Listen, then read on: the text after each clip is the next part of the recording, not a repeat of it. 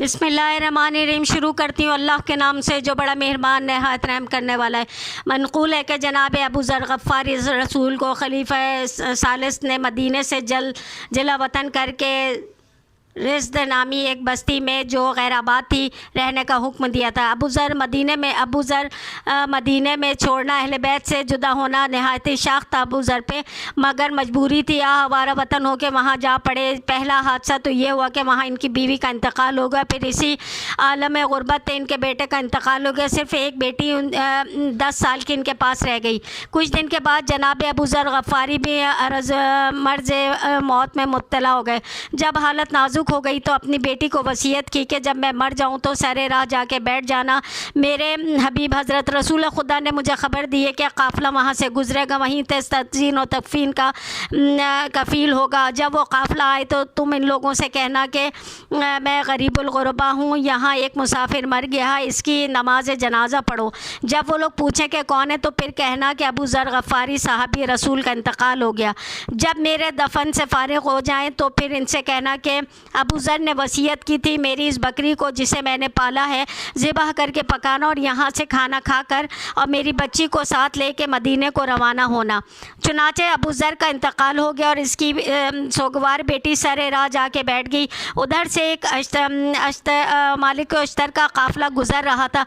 लड़की ने बावाज़ बुलंद कहा सातुल गरीबुल सलावत, फरमाया कौन मर गया? बच्ची ने कहा अबू ज़र ग़फ़ारी साहबी रसूल।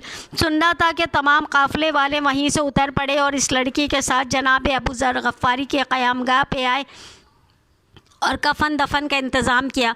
जब दफन से फ़ारिग़ होते गए तो वहाँ पे इसकी यतीम बच्ची को साथ लेके मदीने को रवाना हुए। अबू ज़र ग़फ़ारी को तो काफ़िले वाले ने दफन कर दिया, लेकिन फ़र्जंद रसूल का लाशा करबला में बेगौर व गुस्ल कफ़न छोड़ दी।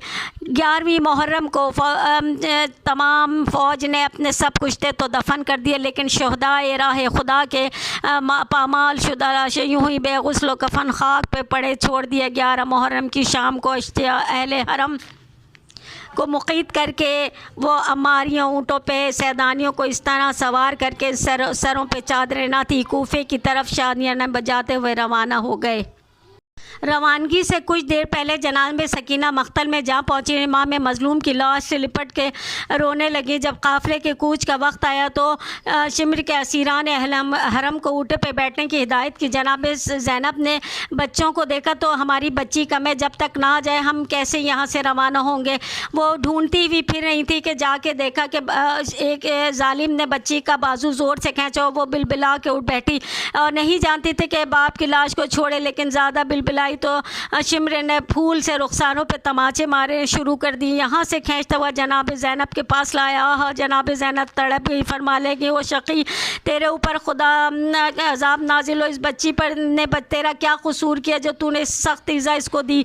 इसके बाद जनाब सकीना को प्यार करते मुँह चूमने लगी। जनाब बच्ची का रोना ज़रा कम हुआ तो जनाब ज़ैनब ने पूछा बेटी सकीना तुम किस लाश से लिपटी रो रही थी? तुम हर लाश अपने सर से पहचानी जाती है, तुम किस तरह फरियाद करनी थी? जनाब ज़ैनब ने फरमाया बेटी इस तरह तो कि लाश की पहचान होती है या तो सर से या लिबास से, तुम्हारे बाप के पास सर नहीं है। तो जनाब ज़ैनब सकीना ने फरमाया फूफी अम्मा मैं मख्तल में हर तरफ पुकार रही थी या बता वाह बता ए बाबा सकीना की खबर लीजिए। नागा मैंने देखा एक लाश ने अपने दोनों हाथ उठाए और हल्के बुरीदा से आवाज़ आई या बनी या मेरी बेटी इधर आओ, हाँ तेरा बाप इस यहाँ पड़ा। मैं इस लाश के पास पहुंची तो मुझे बुलाते अपनी छाती पे लिटा लिया। अब ये बात हो रही थी कि फिर शिमराया और चिल्लाने लगा और असीर हरम को ज़ोर देने का जल्द से जल्द सवार हो। सबाम सैदानियाँ बहाल तबाह ऊँटों पर सवार हुई। ता बीमार करबला को गश में पेगश आ रहे थे। जालिम ने इसी हाल में आपको चलने पे मजबूर कर दिया। ऊँटों पे जब आले नबी को किया सवार, आबिद से नातवा को वही हाथ में आया। जब हाथ से चले असीरा को मिसले गुनाहगार चिल्लाती थी ए ज़ैनब गमगीन और सोगवार। या शाहिदी असीरी ज़ैनब को देखिए, सरनंगे सब हैं आले पैगंबर को देखिए। जब दुख्तरे अली ने रोकर किया बयान नेज़े पे शाह चश्मे शाह से आंसू हुए रवाम।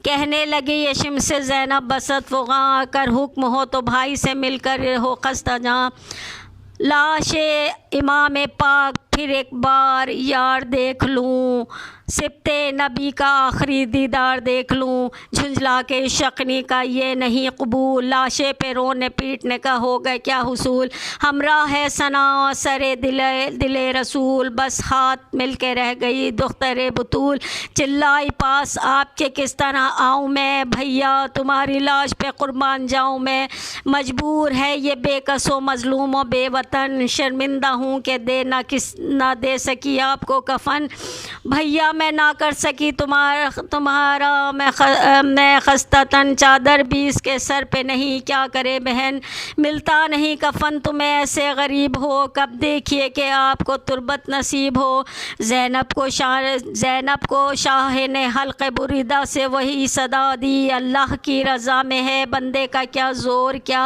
गम है मुझे के सर पे तुम्हारे नहीं रिदा बिनते फ़ातिमा तेरी उल्फत के मैं फ़िदा पुरसे का ध्यान है ना तबाही का ध्यान है इस दुख में बिनते शेर इलाही का ध्यान है ख्वाहर हमारे लाश बेसर का गम न खाओ बस अब ना पीट पीट के भाई का दिल दिखाओ सन्नंगे राह हक़ में सुए शाम और कूफा जाओ चादर अगर नहीं तो बालों से मुँह छुपाओ दुख दर्द से सहलो बख्शिश उम्मत के वास्ते महबूस तुम हुई हो शफात के वास्ते महबूस तुम हुई हो शफात के वास्ते मनक़ूल है कि जब फ़ौज करबला से चली गई तो बनी असद के कबीले की कुछ औरतें करबला पहुंची और देखा कि लाश हाय बुरीदा को बेरोको और फन पड़ी है उनको बहुत सदमा हुआ अपने घर जाके अपने मर्दों से कहा कि आहा ख़ानदान रसूल के लाशें ज़ालिमों ने दफन नहीं किए यहाँ तक कि गरीबों को कफन भी ना मिला ये कैसे थे जिन्होंने मैयतों का दफन करना पसंद नहीं किया इन लोगों की ये मैयत गवारा नहीं करती कि इस तरह छोड़ दें उन्होंने कहा हमको डर है कि ये हाकिम कहीं को इसका पता ना चल जाए तो सख्त सज़ा देगा इसलिए तजवीज़ कर दिए सुन के साहिबान ईमान औरतों ने कहा अगर तुम हाकिम से इतना डरते हो तो हमारी चादरें लो हम तुम ओढ़ लो हम और अपनी तलवारें हमें दो हम खुद जाके अपने नबी के नवासे को दफन करेंगे सुन के बनी असद के जवानों को जोश आया और लाशा हाय हुसैन के दफन करने पे आमादा हुए करबला पहुँचे कब्रें खोदने लगे मसरूफ़ थे कि इमाम ज़ैनुल आबिदीन बाइजाज़ वहाँ पे पहुँचे अपने सामने तमाम लाशों को दफन कराया चूँकि ये डर था कि कहीं हाकिम की फ़ौज ना आ जाए इसीलिए तमाम लाशें जल्द इमाम मज़लूम को तो अलहदा दफन के बाकी तमाम शोदा को एक ही जगह दफन कर दिया असी और असर खाक किया आहा इसीलिए इसको गंजे शहीदा कहा जाता है।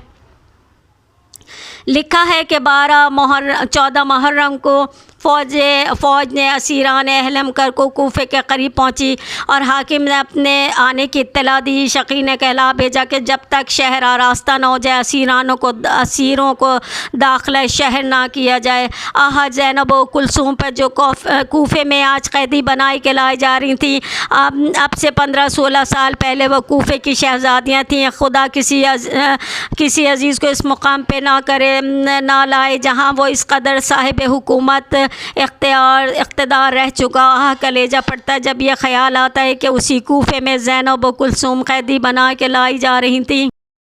आहा जब हाकिम का हुक्म पहुंचा तो तमाम कैदियों को तशहीर करके शहर में लाओ तो जनाब ज़ैनब ने फ़िज़ा से कहा कि अगर शिमर के पास जाओ उससे कहो कि दुख्तरान फ़ातिमा उससे 3 दरख्वास्तें करती हैं कि पहले तो मुझे खुले शहर में जाते शर्म आती है, अगर कुछ इंतज़ाम हो तो मैं नबी की नवासी हूँ। 3 बातों से कम एक बात मेरी ज़रूर मान ले कि कम से कम एक चादर हम बेकसों को दे दें ताकि अपने मुंह छुपा लें। अगर ये भी मंजूर ना हो तो ऐसे रास्ते से लेकर जहाँ लोगों का हुजूम ना हो। अगर ये भी मंजूर ना तो कम से कम इतना करके शोहदाओं के सरों को हमारे ऊँटों के बराबर कर दे ताकि इन लोगों को देखने में लोग इस मशगूल हो जाएँ, हम पर नामहरों की नज़र ना पड़े। सुन के फ़िज़ा हाकिम के पास जाके दुख्तर ज़हरा का पैगाम पहुँचा, लेकिन इस शकी ने दाहिनी तो मुँह फेर लिया और कोई तवज्जो नहीं की। फ़िज़ा ने दाहिनी तरफ गई और अपना मुँह बाएँ तरफ फेर लिया। बेतवज्जगी देकर जनाब फ़िज़ा को गुस्सा फरमा लेगी,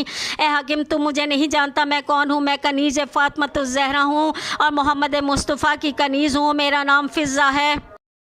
मेरा नाम फ़िज़ा है। अगर मेरी शहज़ादी जनाब ज़ैनब का पैगाम पहुंचाना ना होता तो मैं कभी तेरे पास ना आती। ये सुन के उसने कहा कि अगर तुम्हें चलना मंजूर हो, तुम हमारी कैदी हो, हम तुम्हारी ख्वाहिश कोई भी नहीं मानते। अलगरज़ ये पैगाम सुन के जनाब फ़िज़ा रंजीदा मलूल हो के जनाब ज़ैनब के खिदमत में हाजिर हुए। कहा कि कैसे हाकिम किसी तरह बात मंजूर नहीं करते। सुन के दुख्तर रसूल को जलाल आए गया और फरमाने लगी, मैं किसी हाल में भी पिसर ज़ाद के दरबार में हरगिज़ ना जाऊंगी। अलगरज़ इन ज़ालिमों ने अहले हरम को ऊँटों पर सवार करके शहर में दाखिल करे। जब तमाम बीबियाँ सरे बाज़ार पहुँची तो शर्म से अजब हाल था। कोटे पे बहुत सी औरतें तमाशा देखने के लिए बैठी हुई थी। जनाब ज़ैनब का ऊँट जब उनके करीब पहुँचा तो एक औरत ने जनाब सकीना को निढाल देखा। पूछा, बीबी क्या इस बच्ची का बाप ज़िंदा? फरमाया, नहीं, ये यतीम है। इसने कहा, अगर ये बच्ची मेरे लिए दुआ कर दे, मैं इसके लिए खाने पीने का पानी लाऊं? तो उसने कहा कि यतीम की दुआ बहुत जल्द कबूल होती है। जनाब ज़ैनब ने फरमाया, खाने पीने पानी की ज़रूरत नहीं, हाँ जो हाजत हो बयान करो, मेरी बच्ची इसके लिए दुआ करेगी। उसने कहा, ए बच्ची, तुम अपने नन्हे नन्हे हाथ उठा के ये दुआ करोगे, खुदा मुझे जल्द से जल्द मदीने पहुंचा दे। जनाब ज़ैनब ने जो मदीने का नाम सुना तो आंखों में आंसू भर लाई। पूछा, मदीने में कौन है? बीबी, तुम किस तरह मदीना किससे मिलना चाहती हो वहाँ? उसने कहा, मेरी शहज़ादी जनाब ज़ैनब है, मैं उनकी ज़ियारत की बहुत मुश्ताक हूँ। खुदा मुझे जल्द से जल्द उनकी ज़ियारत नसीब फरमाए, मैं उनके कदमों पर बोसा दूँ। जनाब ज़ैनब ने उम्मे हबीबा से कहा, क्या ज़ैनब को पहचान लोगी? उसने कहा, क्यों नहीं, वो मेरी तो शहज़ादी थी, मैं तो उन्हें पहचान लूँगी। जनाब ज़ैनब ने कहा, उम्मे हबीबा, मैं ही गरीब ज़ैनब हूँ। जनाब दुख्तर फ़ातिमा ज़हरा पे तरह तरह की मुसीबतें में गिरफ़्तार है। ये सुन्नता उम्मे हबीबा धाड़े मार मार के रोने लगी और इसी आलम में हाकिम ने काफ़िले को आगे बढ़ा दिया। ज़ैद बिन राक़िम नाकिल है कि मैं कूफे से बाहर गया हुआ था। जब मैं वापस आया तो देखा तमाम शहर दुल्हन की तरह सजा हुआ है। मैंने किसी से पूछा, यह गैर मामूली खुशी कैसी है? उसने कहा, खारजी ने खराज किया, इसीलिए शहर को औरतों को असीर करके उनकी यहाँ लाया जा रहा है, इसीलिए तमाम शहर को आरास्ता किया गया है। जब मैंने वहाँ पहुँचा तो जब मैंने वहाँ जाके मालूम किया कि असीरान हरम दाखिले दरबार हुए तो वहाँ मैंने देखा कि उनके हाथ रस्सी से बंधे हुए थे, सर पे बरैना थे, लिबास उनके बोसीदा हो चुके थे, चेहरे गर्द आलूद थे और हाकिम के सामने इंतहाई खड़ा कर दिया गया। शकीन उस वक्त बहुत मुरस्सा तख्त पे बैठा था, सर हुसैन उसके सामने तश्त पे रखा था। वो अपनी छुरी से दंदान मुबारक पर अजियत दे रहा था। मैंने देखा कि अपनी छुरी से इन होठों पे से हटा ले। मैंने कहा, वल्लाह, मैंने रसूल खुदा को इन होठों का बोसा लेते देखा है। उसने कहा कि ये सुन के वो गुस्से में और कहने लगा, है शख्स को तेरी अकल पे बुढ़ापा है, तूने अपनी तेरी अकल खोई है, तू इसी वक्त तुझे कत्ल कर देता हूँ, इस तेरे हक़ में बेहतर है कि तो इसको मेरे सामने से हटा दे। इसके बाद तमाम लोगों ने उसको वहाँ से हटा दिया। इसके बाद हाकिम ने एक एक बीबी का तारुफ हाकिम के सामने एक एक बीबी का तारुफ कराना शुरू किया। ये ज़ैनब है, ये उम्मे कुलसूम है, रुक़ैया बिन्तुल हुसैन है, ये सकीना है, ये बीमार करबला हुसैन है। अल्लाह, उसने कहा, और इमाम ज़ैनुल आबिदीन को अजियत पहुँचाने का जनाब ज़ैनब और तमाम सैदानिया ने सैयद सज्जाद के गिरद हल्का कर लिया। इस हालत को देख के जनाब ज़ैनब ने खुतबा किया जो तारीख़ इस्लाम की में इंतहाई सुनहरी हरफों से लिखा गया है। उस वक्त तमाम खुतबे को सुन के तमाम दरबारियों के चेहरे मुतग़य्यर हो गए। ये सुन के वो हाकिम डरा और सबको हुक्म दिया कि ज़िंदान में बंद कर दो। सकीना रो के पुकारी, सलाम है बाबा, सकीना रो के पुकारी, सलाम है बाबा, मैं कैद हो के चली सूए शाम है बाबा, मैं सैर हो गई 2 दिन की जिंदगानी से, गए जहान से तुम तशना काम है बाबा, मिले जो आप तो उसकी तरफ नज़र न करूं। मुझे है नहर का पानी हराम है बाबा। कदम कदम पे सितमगर हमें सताते हैं। कदम कदम पे सितमगर हमें सताते हैं। समझ के बेकसो नाशाद काम है बाबा। सकीना रो के पुकारी सलाम है बाबा। तुम्हारे बाद हमें दुश्मनों ने कैद किया। रिदाएं छीन जला ए क़याम है बाबा। न चादरें हैं सरों पर न वारिसों वाली। न कोई अमनो अमा का मुकाम है बाबा। न लाजिया दिमियत की न गैरत इंसान। हरम है और ये बल वाए आम है बाबा। न तुम रहे न वो दुनिया न वो ज़माना है। न तुम रहे न वो दुनिया न वो ज़माना है। वो रोज़ व शब है न वो सुबह व शाम है बाबा। सकीना रो के पुकारी सलाम है बाबा। तमाचे मार के शिमरे लई झिड़कता है। जो मांगती हूँ मैं पानी का जाम है बाबा। तड़प के रह गया मक़तल में लाशे सरवर। तड़प के रह गया मक़तल में लाशे सरवर। चली सकीना जो कह कर सलाम है बाबा। तड़प के रह गया मक़तल में लाशे सरवर। चली सकीना जो कह कर सलाम है बाबा। मैं कैद हो के चली सूए शाम ए बाबा। सकीना रो के पुकारी